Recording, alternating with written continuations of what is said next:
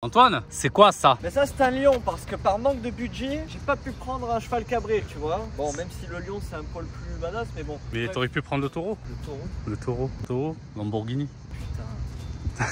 Eh, je suis à la masse. Hein. Messieurs, dames, bienvenue sur Car Science. Aujourd'hui, qu'est-ce qu'on va voir? On va voir mon daily.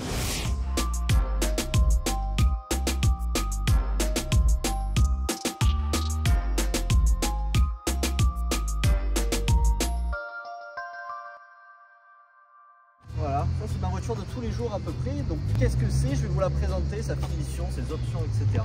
Alors déjà parce que j'avais pas envie de partir sur un 1 litre de PureTech avec la courroie qui baigne dans l'huile et pour que le moteur il soit mort très rapidement, j'ai pris le 1 litre 6, 180 chevaux. Voilà, bon ça reste un PureTech mais c'est un moteur à chaîne, c'est moins pire. Bon, même si c'est pas la folie, c'est moins pire. Et voilà, du coup celle-ci c'est la hybride. Ça veut dire que quand tu cumules l'électrique et thermique, il y a 225 chevaux quand même là-dedans. C'est pas mal. Ça fonctionne assez bien, ouais, c'est sympa. C'est la moitié du cheval. Ouais, à peu près, ouais. Et là même, je dirais même qu'en couple, c'est assez bluffant parce que du coup, il y a l'électrique et le thermique également. Et ça permet d'avoir 360 Nm de couple quand même là-dessus. C'est pas mal du tout. Sur une voiture qui pèse, bon, 1 tonne 6, c'est un peu lourd, mais je vous rappelle quand même qu'il y a le thermique à l'avant et la batterie dans le coffre là-bas. On peut voir ça? Non. Avec le coffre pas aujourd'hui. On verra ça un autre jour. Hein. Voilà, par exemple, voilà la trappe, messieurs dames, de recharge. Voilà, qui vient complémenter évidemment la trappe. Parce que du coup, oui, c'est pas une hybride genre une Toyota ou les voitures. C'est une hybride rechargeable. C'est mieux. Là, il faut la recharger. Et autour des, si vous posez la question des kilomètres, on est autour des 50, 55. Bon, il fait bon. Quand on n'accélère pas trop. Quand on ne joue pas trop les cons. Voilà, donc c'est la version hybride, ce qui permet de vraiment consommer que dalle. Je vais jamais à la pompe, un truc de fou. Tu la charges tous les soirs. Par contre, en revanche, je la charge quasiment tous les jours. Bon, en ce moment, je ne roule pas beaucoup avec, mais c'est vrai que à l'époque où je bossais, tous les soirs, bah, je la rechargeais. Mais par contre, je faisais l'aller-retour travail chez moi, 0 € d'essence. Ça reste une voiture ultra polyvalente. Après, vous allez me dire, oui, mais il y a la 408, il y a le DS4, il y a plein de choses comme ça. Sauf que déjà, la 308 est un poil moins cher. La DS4, on y reviendra. La DS4, on y reviendra un jour. Ça, on ne vous en fait pas. Mais la 308 a cet aspect un peu plus sportif que moi j'aime bien, par exemple. Ouais, c'est vrai qu'elle a un avant bien agressif. Voilà, l'avant est assez agressif. D'autant plus que celle-ci, c'est une GT Pack, messieurs, dames. Donc ça veut dire quoi? Ça veut dire que déjà, il y a des petits rajouts. Des petits rajouts sympas, comme par exemple ici. Là, on les voit bien. Il y a des rajouts également au niveau des bas de caisse qui permet de rendre la voiture un poil plus agressif. Alors après, tout ça reste de l'esthétique, hein, évidemment. C'est vrai que voilà, donc l'avantage, c'est que j'ai également des jantes en 18 qui sont très très jolies. On a des rappels noirs sur les rétros un peu partout. On a des rappels noirs en fait un peu partout dans cette caisse. Là, on a le sigle un peu à la Ferrari sur le côté. D'où la blague du cheval. D'où la blague du début du cheval qui était absolument pas drôle. Et voilà, la calandre est différente dans les GT. Ça permet d'avoir un look un peu plus avec des points chromés, plus dans le détail. En fait, Peugeot ont travaillé réellement le détail sur cette version GT et d'autant plus sur la GT Pack. Et on voit bien que ça donne un effet de profondeur. Les pointillés un peu plus larges ici, un peu plus courts ici. Ça donne de loin, ça donne un effet de, tu sais, le logo, t'as l'impression qu'il sort d'un trou, quoi. Les feux de la GT sont un peu différents également. Bon, là c'est une version, j'ai le Matrix, je vous en reparlerai un peu après, mais vous avez des feux qui sont affinés, qui permettent d'être un peu plus, voilà. Là on aura la bande LED, des feux diurnes et clignotants qui sera mieux travaillée qu'une version plus classique, par exemple. On peut voir l'intérieur? Non, pas encore. Antenne requin évidemment qui est dispo sur cette version, hein. Et également si vous voulez différencier une GT d'une normale, vous avez d'autant en plus des rajouts, les feux en diagonale ne sont pas disponibles sur la version classique. C'est pour ça que je voyais une différence entre certaines 308 que je comprenais pas d'ailleurs. Voilà, il y a certaines. Et tu viens de m'éclairer. C'est tout simple, hein. Il va y avoir les feux en diagonale sont spécifiques au GT. Donc celle-ci, comme je disais, c'est une GT Pack. Qu'est-ce que c'est le GT Pack comparé à une GT par exemple? Alors la GT Pack n'existe plus. Aujourd'hui, c'est une version qui était sortie à peu près 1 an par Peugeot au lancement de cette 308 qui d'ailleurs est la première voiture à inaugurer le nouveau logo. Je ne dis pas de conneries, c'est la première à inaugurer le nouveau logo. Donc celle-ci elle est de septembre 2021. De toute manière vous le voyez à la plaque à peu près, mais ça un jour je vous expliquerai comment fonctionnent les plaques de matriculation. On peut comprendre pas mal de choses. C'est vrai sur les premières lettres, tu peux savoir à peu près l'année. Moi je suis en GP donc je suis tout elle est là la voiture. Elle a un mois aujourd'hui, demain, hier, je sais pas, le 28. Donc je disais, la GT Pack en fait elle va comprendre un maximum d'options. En fait Peugeot ont lancé cette version GT Pack exprès pour que lors du lancement de la 308 ce soit un peu plus rentable. En fait vous avez plus de 2000 voire 2500 € d'options qui étaient en fait de série dans le GT Pack de série en fait comparé à une GT classique. Là par exemple si vous voulez toutes les options que j'ai par exemple sur le GT Pack, il va falloir vous rajouter 3005 voire 4000. Là ils ont fait en fait au lancement ils ont fait un carton,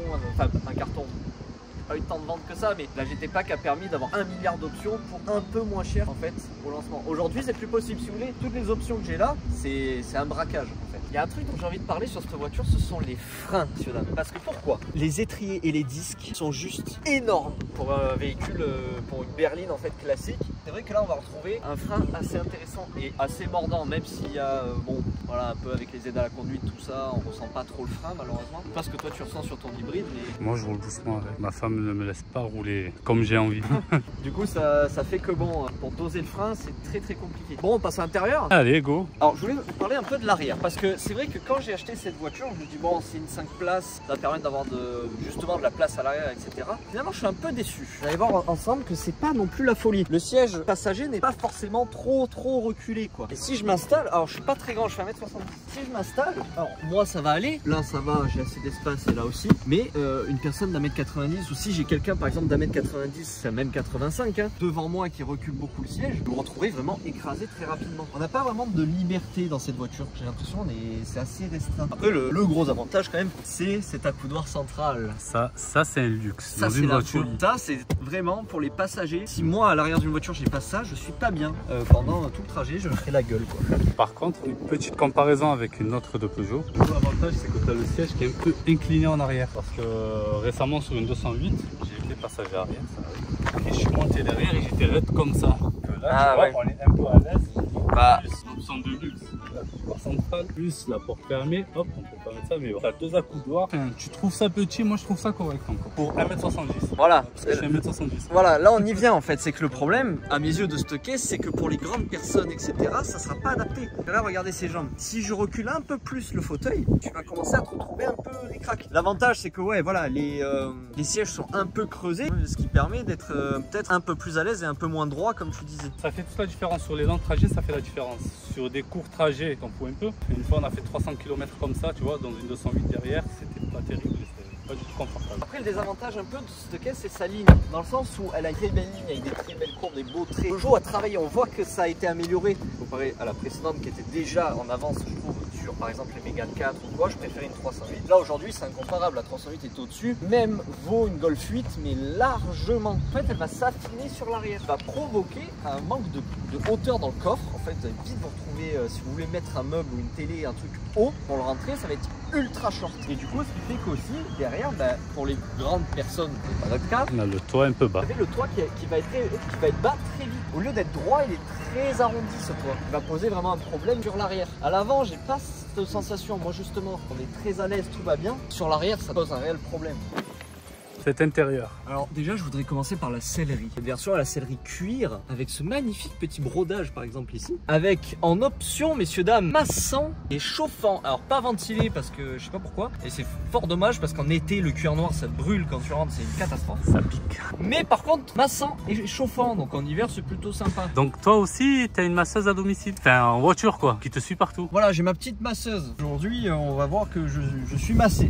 Alors évidemment, il y a plein de vidéos sur l'intérieur de la nouvelle 308, mais je voulais quand même un petit peu vous en parler. Déjà, c'est finition. On va avoir du moussé un peu partout. Ça permet de ne pas avoir du plastique dur à la con qui fait bas de gamme. Là, on est quand même dans la version GT Pack, donc il y a 2-3 options intéressantes, comme par exemple le focal 10 haut-parleurs avec caisson dans le coffre. Et ça, je peux vous jurer que ça marche vraiment bien. Mais il est calibré, attention, parce que si vous ne mettez pas un peu de réglage, il est dégueulasse, mais bref. Donc dans la nouvelle 308, qu'est-ce qu'on retrouve majoritairement? Ces petits raccourcis. Là, c'est un peu la nouveauté de chez Peugeot, de ce nouveau modèle. Ce sont ces raccourcis que tout le monde connaît, qui sont personnalisables. D'ailleurs, j'ai vu des vidéos sur YouTube qui disaient non, c'est pas personnalisable, c'est faux. Ça, tu peux le changer comme à ta sauce. Voilà, une nouvelle tablette également bien plus réactive et qui fonctionne bien mieux qu'à l'époque. Ouais, super exemple. Ouais. Voilà, oh les sièges massants. Oh mon gars, les sièges massants là, dans massage. En plus, il y a une tonne de massage. Ah, moi aussi j'ai le serre. Ouais, c'est pas mal, c'est pas mal. Et t'es sûr? Ouais, toi t'as que le chauffage du coup. Ouais, t'as pas le. J'ai pas le ventilé. Dommage. Ça c'est con. Ensuite, il y a le e-cockpit 3D. Donc ça c'est assez bien connu. Ça c'est une marque de fabrique chez Peugeot. Voilà, c'est leur 3D. D'ailleurs, si un jour on vous explique comment ça fonctionne, c'est pas très sorcier. Il y a un écran au-dessus. Voilà, la voiture a actuellement 5344 km. C'est voilà, elle est même pas rodée. Dans cette version, attention, hein, je comprends également. La petite recharge à induction pour les téléphones. T'as pu l'avoir, ça c'est bien. Ça, j'ai pu l'avoir. En fait, bon, la voiture était équipée comme ça de base, mais c'est vrai que voilà, il y est un petit peu pas de série, mais bref. Il y a un truc que j'adore sur cette caisse. Bon, déjà, moi j'aime bien les caisses un peu plus sombres, c'est-à-dire la sellerie noire, toit noir. Je trouve ça magnifique, surtout les toits noirs. Mais regardez-moi ce rétro, digne des belles Audi les plus chères. Voilà, il y en a beaucoup qui critiquent les finitions intérieures, mais en fait, c'est vrai que je les trouve vraiment mieux finis qu'à l'époque. Sans bord, sans rien, ils sont vraiment très très beaux. Évidemment, hein, l'assombrissement automatique la nuit, tout comme dans les rétros, je crois pas. Alors dans cette version, j'ai la caméra panoramique, messieurs dames, qui permet d'avoir déjà une qualité de fou furieux, hein. Ils se sont vraiment améliorés sur ce point-là. Je peux sélectionner également les caméras. Si je veux voir une partie latérale, je peux. Si je veux voir l'arrière, bah, je peux. Si je veux voir le côté droit, je peux. En fait, les caméras intégrées au rétro vont pouvoir permettre cela, la caméra avant ainsi que la caméra arrière. La vision 360 me permet également d'avoir cette option. Donc je vous montre en photo de jour, ça se voit pas, mais en gros j'ai le logo qui est projeté par terre. C'est ultra gadget. Ça c'est classe. Mais quand tu ouvres la voiture de nuit, tu as le logo qui est projeté par terre. Du coup, c'est assez sympa. Alors, d'autant plus que cet écran 3D, hein, il me permet d'avoir plein d'affichages qui sont évidemment personnalisables. Hein. Enfin voilà, il y a plein de choses à découvrir. Si vous avez le moyen d'essayer ce cockpit 3D, c'est assez intéressant. Hein. Enfin bref, voilà, je pense que j'ai fait presque tout le tour du propriétaire. J'ai évidemment du coup les détecteurs d'angle mort hein, dans cette version. Bon, là, on les voit pas, mais on les voit pas bien, il n'y a mais pas de voiture je vous derrière. rassure qu'ils y sont. Et j'ai aussi le pare-brise acoustique et chauffant. Alors ça, c'est vraiment de la folie. On verra pas bien. D'accord, je le vois un peu. On voit les petits traits là. En fait, il y a des petits traits qui vont permettre de... Les petits traits sont les résistances un peu comme sur les lunettes arrière en général. On les voit pratiquement pas. On les voit pratiquement pas en roulant, ça va. Bon, quand la vitre est sale un petit peu. Ouais. En fait, ça va permettre simplement l'hiver, par exemple, en plus du chauffage, de dégivrer le pare-brise. S'il y a vraiment de la glace ou quoi, ça, il n'y a pas de souci, ça va fondre. Quand on est entre 110 et 130 km/h, hein, par exemple sur l'autoroute, on n'entend vraiment pas le bruit du vent. Et ça, c'est de la pure et simple folie. C'est trop bien. Ça, c'est bien pour les longs trajets surtout. Les longs trajets, ouais, tu n'as pas la tête comme ça parce que tu as le bruit du vent, le bruit de roulement, etc. La voiture est assez silencieuse, elle reste assez bien insonorisée. Du coup, on peut faire un tour avec? On va partir faire un petit tour en essai routier. On colle la GoPro et on y va. Ah oui, j'ai oublié de préciser, j'ai également le volant chauffant sur cette version, donc c'est assez cool. Voilà, ça sert un peu à rien. On en a vraiment besoin dans ce fait. L'hiver, ouais, même l'hiver, non, même pas. Bon voilà, alors j'ai mis le mode sport, donc là on va pas avoir le full électrique parce que j'ai plus beaucoup de batterie. Vous allez voir que la voiture reste assez silencieuse malgré tout. Ça c'est parking. Et petite question. Oui. Est-ce qu'elle est, comment dire, sans vouloir dire le mot chiante à conduire, mais est-ce qu'elle est facile à conduire dans le sens où par rapport au gabarit, tu vois? Est-ce que le gabarit est un plus ou est-ce qu'il est handicapant? Alors l'avantage énorme de cette caisse, c'est qu'elle braque ultra bien. Comparé à pas mal de caisses, je trouve. On a un train avant qui se débrouille très bien. La voiture est très maniable, ce qui fait vraiment plaisir parce que c'est vrai que ça reste un gabarit assez intéressant. Hein. On est sur une berline, une assez grosse berline, donc c'est vrai que bon, on peut dire qu'à manœuvrer c'est chiant, mais bon, avec toutes les caméras, tous les machins, on peut aujourd'hui plus se louper, c'est fini. Donc elle reste large, mais ça va, vu qu'elle est maniable, elle compense son... Pour un nouveau permis, ça peut très bien passer. Pour un nouveau permis, ça peut passer. Alors attention, ceux qui pensent ça, ceux qui pensent prendre cette voiture en nouveau permis, je vous le déconseille pour la simple et bonne raison, c'est l'assurance, messieurs dames. Moi j'ai 2 ans de permis avec bonus évidemment, plus conduite accompagnée. Je me fais casser le fion, hein, donc après c'est un choix personnel. Je mets pas forcément mon argent dans d'autres choses que dans les bagnoles, donc ça va. Et c'est vrai que ça reste un sacré budget, donc en première voiture, si vous avez les moyens et que déjà l'assurance vous accepte parce que 225 chevaux, même si en puissance fiscale il y a moins, c'est assez compliqué à assurer, mais sinon c'est vrai que ça reste une excellente caisse en fait pour n'importe qui. Pour les plus jeunes, pour les plus vieux, il n'y a pas de souci. Les plus jeunes vont aimer le côté très technologique de la voiture, les plus vieux vont aimer le côté très confort et le côté très bon bah je démarre, j'y vais quoi, genre la voiture elle marche quoi qu'il arrive. Après est-ce que c'est une voiture de sport en soi? C'est quand même 225 chevaux, hein, je le répète, mais voilà, je pense pas. On a un très bon châssis, on a quelque chose qui est assez intéressant. Bon, même si les pneus ils suivent pas, ça après vous les changez, vous prenez des meilleurs pneus, ça règle le souci. Mais c'est vrai que on a un bon châssis, la voiture est assez incisive, elle se place super bien, enfin c'est un châssis Peugeot quoi, donc vous pouvez y aller les yeux fermés. La voiture reste stable et comme j'ai dit tout à l'heure, il y a le poids du moteur avant et les batteries à l'arrière, ce qui permet d'avoir un équilibrage très bon. La voiture a presque un ratio de 50-50, c'est un peu l'avantage. Ça c'est pas mal du tout. En mode standard, en mode moteur simple. Il y a plusieurs modes de conduite sur cette caisse qui sont assez intéressants en fait. Hein. Déjà il y a le mode tout électrique bien sûr, qui permet J'ai cru que t'allais dire le mode tout-terrain. Le mode tout-terrain qui nous permet d'aller dans la montagne. Non, le mode tout électrique qui permet de rouler à 100% électrique. Il y a bien sûr le mode hybride, donc ça c'est la voiture par le calculateur et le processeur qui va gérer elle-même si on est en électrique ou si c'est mieux d'être en thermique à ce moment-là. Par exemple sur la voie rapide, la transition voie rapide ville, on le sent de suite, elle va se foncer en électrique en ville. Et voie rapide, elle va se mettre en thermique. Et ensuite il y a le mode sport. Alors le mode sport va juste être un mode l'électrique. En fait, va apporter plus de puissance. On va avoir que le moteur thermique qui sera enclenché et il y aura un boost d'électrique en fait. Ça c'est le mode sport. Une pédale d'accélération qui sera un peu plus réactive et aussi, alors la direction ne change pas. La boîte sera plus réactive, le moteur sera un poil plus nerveux mais sans plus. Comme j'ai dit, pas une voiture de sport.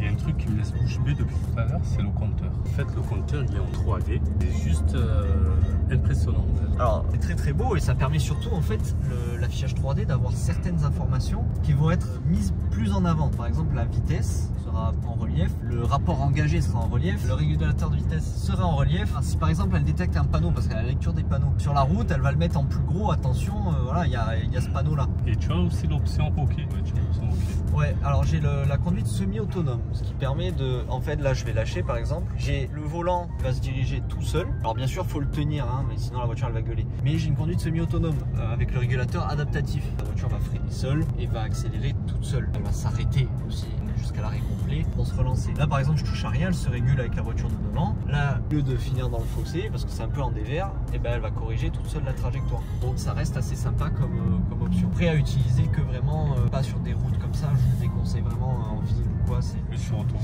On est plus pour de l'autoroute ou de la voie rapide. Et encore grâce au volant qui tourne seul, ouais la voie rapide ça peut ne pas être dérangeant. Mais en ville c'est juste insupportable. Dans les bouchons c'est pratique par contre, vous mettez le régulateur adaptatif, vous accélérez même plus, elle gère toute seule. En fait, que ce soit une boîte auto, ça c'est encore un plus. Voilà, alors maintenant oui évidemment c'est la boîte auto 8 rapports qui permet de rien consommer et en fait vous avez maintenant juste un sélecteur de vitesse. C'est même plus une boîte de vitesse en fait, c'est un sélecteur où vous allez faire clac clac et il n'y a plus réellement de levier de vitesse en fait. Bon la voiture a pu un peu chauffer, on va pouvoir essayer d'accélérer un peu, voir ce que ça a dans le ventre quand même parce que bon on est là un peu pour ça aussi. Alors j'ai un truc à dire qui est chiant sur cette caisse, enfin moi qui suis puriste un peu des courses auto etc.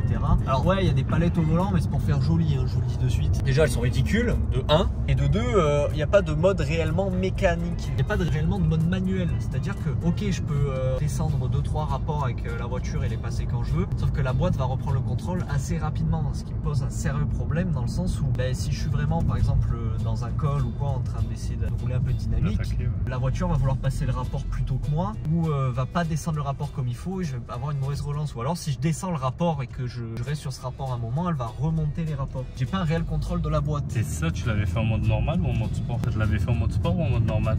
Les deux. En fait même en mode sport ça me change absolument rien sur les passages de rapport et ça, moi personnellement ça me pose un très gros problème. Parce que mettons toi t'es là, tu passes 3 rapports, tu dis bon ok je suis en 5 et tu te dis bon je suis à l'approche d'un virage, tu regardes pas ton compteur et tu redescends 3 rapports, si la voiture était repassée en 8 toute seule, tu te retrouveras en 5. Tu te retrouveras en 5 et tu seras comme un con, tu n'auras aucune relance. Et là tu peux pas faire grand chose, pas à notre niveau quoi. Là même en fait il n'y a même pas un bouton pour forcer un mode manuel ou quoi, comme c'est sur les voitures de sport en général, il y a un mode M qu'ils appellent.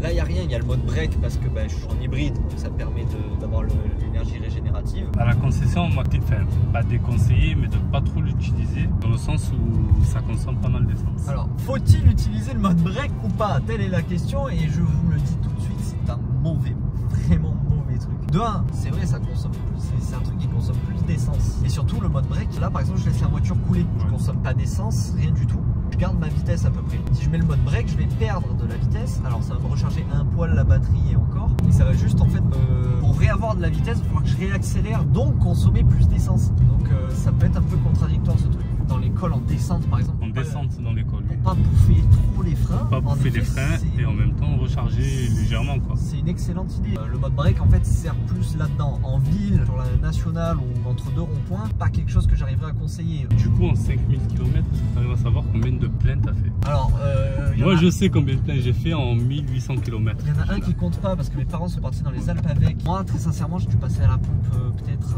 3 fois je dirais. Genre le plein il me tient bien 1000 bornes. Si je fais très attention, je recharge la voiture tous les soirs. Ouais, là ça devient intéressant. Sachant que en plus à la maison on a des panneaux solaires, donc ça veut dire que la recharge on la met 3 balles. Il faut savoir aussi qu'elle a un petit réservoir d'essence, donc ça va pas être un plein à 100 balles comme sur une voiture standard. C'est un plein à 50 balles, ouais, voilà, 60 balles. Parce que le réservoir, je crois que c'est à 40 litres, vu que la batterie prend énormément de place. Mais c'est le principe même de la voiture. Et ça suffit largement. Ah ouais, moi vraiment la pompe, je la vois presque plus. Bon, on va se tenter une accélération. Là, je suis en 6. Je vais descendre en 3 avec la voiture.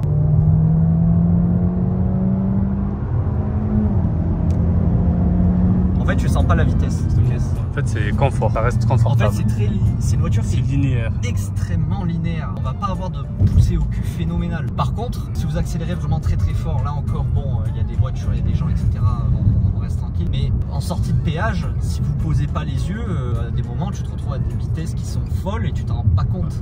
La voiture est très linéaire, mais il y a deux poussées. Il y a une poussée électrique, en mode sport j'entends, hein, qui va permettre d'avoir une bonne lancée. Et il y a le turbo du thermique qui va prendre le relais et dans les tours, après la voiture elle s'envole un peu plus. C'est une conduite assez intéressante parce qu'il y a, comme je dis, deux poussées et ça change vraiment d'un thermique classique où il faut attendre s'il y a des voitures qui ont des turbo lag, etc. ça va. Et les voitures sans turbo lag, ça peut permettre il peut y avoir des problèmes de relance.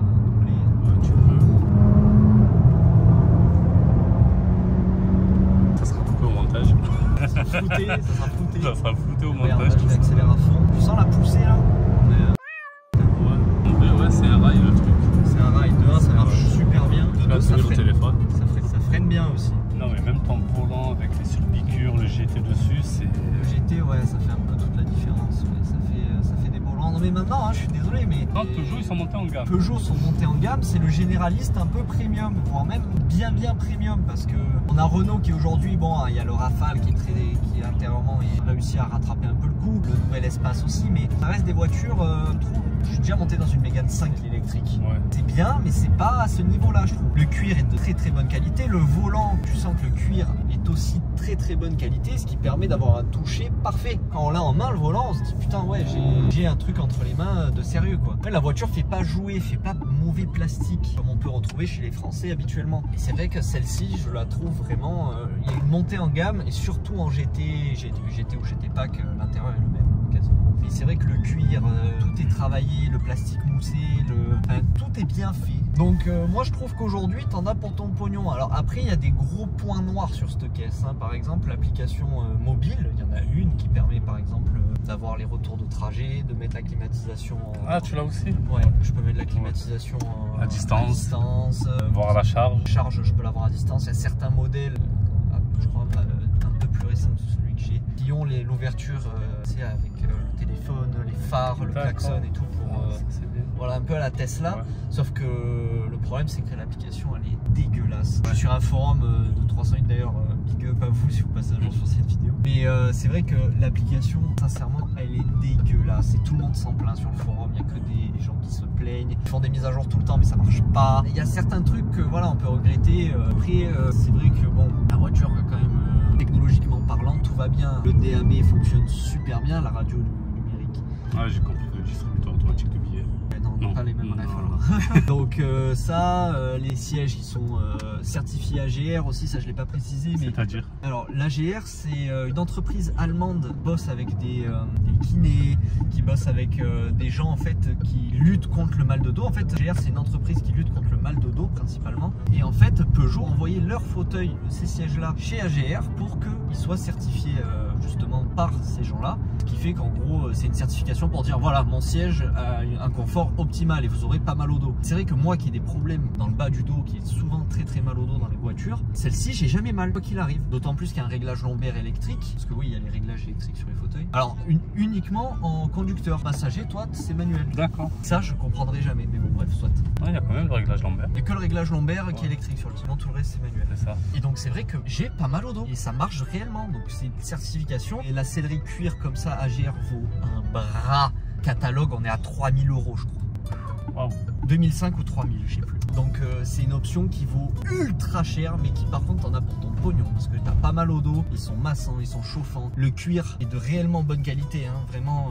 Bon, il faut le nourrir, hein. Avec un cuir ça s'entretient, c'est très important pour pas qu'il craque. C'est une voiture par contre où tu peux choisir ton assise aussi. Soit tu choisis de conduire assez haut, type camionnette, tu auras un très bon ensemble de vue de la route, etc. Ou comme moi après je conduis très bas, mais tu as une vision un peu plus basse, ça va te permettre d'être soit un peu plus sportif. D'autant plus que c'est des sièges semi-baquet qui permet d'avoir vraiment un maintien optimal dans les virages. Si tu te sens un peu déporté, etc. Tu vas te sentir secoué, mais tu seras bien maintenu. Par exemple, là je manœuvre. Ici, admettons, je veux me mettre dans une place juste là, parfaitement bien. Grâce à la caméra 360, pouvoir être dans les lignes. Parfaitement à l'intérieur. On va aller faire la conclusion.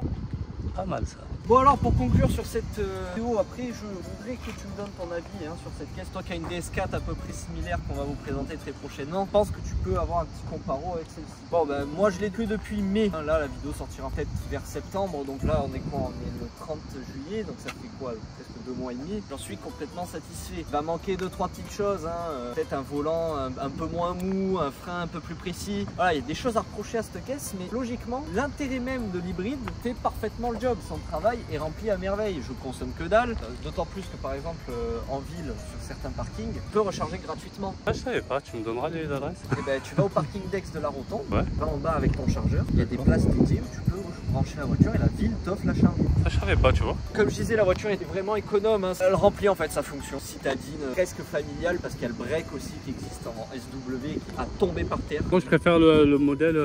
J'ai vu le SW en fait en GT Pack aussi, je peux vous assurer que c'est de la folie. Le coloris est magnifique, la voiture est très belle. Peugeot ont fait un réel vrai effort là-dessus et en conclusion, je peux dire que tant mieux. Ça change un peu de ce qu'on peut voir habituellement. Mais voilà, je vous ai pas parlé par exemple des feux Matrix LED, mais je peux pas forcément vous en parler quand il fait jour. Donc, je vous passe une vidéo actuellement que j'avais tournée il y a un petit moment quand j'avais reçu la voiture. Vous voyez que ça marche beaucoup trop bien et c'est vraiment quelque chose de très pratique la nuit. Enfin voilà, je pense que j'ai tout dit. Tu as fait le tour. Moi, tu veux mon avis? Prends la caméra, tu vas me faire un peu ton avis sur la voiture. Moi, ça m'intéresserait de savoir un peu. Moi déjà la couleur, super. D'autant plus qu'elle est pailletée celle-ci. Le côté agressif, les jantes magnifiques. En fait, c'est une très belle voiture. Il n'y a rien à dire pour ma part, moi j'ai rien à dire sur le côté extérieur. À part un truc, parce que je vois la différence sur ma voiture, les poignées de porte. Ouais, ça c'est un peu moins premium que sur une DS4. Parce que j'ai l'option, mais si j'avais pas l'option, tu sais, j'aurais pas tilté. Très belle voiture, bon après tu me diras... C'est des vrais sentis. Ah non, c'est des canules de merde et je déteste ça d'ailleurs, c'est un peu le point noir des voitures modernes, c'est de faire des canules esthétiques. Alors ça rend, c'est très beau esthétiquement, moi je les oublie maintenant, je connais la voiture. Et c'est vrai qu'au début ça perturbe un peu, genre... Le côté qui ressort bien sur avec le fond noir, ça me choque pas, c'est pas gênant. Bon après comme je t'ai dit tout à l'heure, la vente de la voiture ici, avec tout le tableau de bord, la console centrale, le tableau de bord, ça va rester propre à Peugeot. Ça va être, c'est du Peugeot. Moi qu'à la DS4, c'est complètement différent. À partir de la petite boîte à gants où tu peux mettre une boisson parce que c'est refroidi. Jusqu'à l'arrière, ça va être exactement le même intérieur que DS4. Mis à part la forme des coutures sur les sièges. Bon après celle-ci c'est la sellerie particulière, mais par exemple la console centrale, tu me disais... Exactement la même. C'est complètement identique. Complètement identique. Le petit accoudoir central de luxe, c'est exactement le même. C'est exactement les mêmes sièges. Pas les mêmes sièges, c'est pas les mêmes dessins, mais c'est la même finition. On retrouve vraiment la même finition. Et même le petit logo que tu as ici, petit logo Peugeot. Mais moi je veux l'avoir en DS. Mais je crois que je l'ai un peu vers là. Ou vers là, on verra. Mais ça reste exactement les mêmes finitions. Très belle finition. Bon messieurs dames, j'espère que cette vidéo vous aura plu. En tout cas, moi ça m'a fait plaisir de vous présenter ma caisse. Alors c'est vrai que bon, c'est pas non plus la meilleure des voitures à présenter dans le monde, mais bon, c'est pas grave. Il y a 2-3 subtilités qui font que c'est pas comme une 308 forcément classique. Là on a vraiment un niveau de finition très haut. Donc voilà, j'espère quand même que la vidéo vous aura plu. Dans la prochaine vous verrez ça. Bon, laquelle je prends pour aller sur la piste? Celle-là j'ai prise la semaine dernière. Celle-là est trop colorée. Qui pousse une voiture comme s'il poussait une trottinette. Messieurs dames, bonjour. Aujourd'hui on va voir des Formule 1 en ASMR. C'est très compliqué de rentrer là-dedans. Espérons que ça vous plaira. Voilà, n'hésitez pas à vous abonner à nos comptes respectifs, mais également à tous les réseaux sociaux, à ce compte-ci même, à Car Science. Et on se retrouve très vite pour une nouvelle vidéo. Et voilà.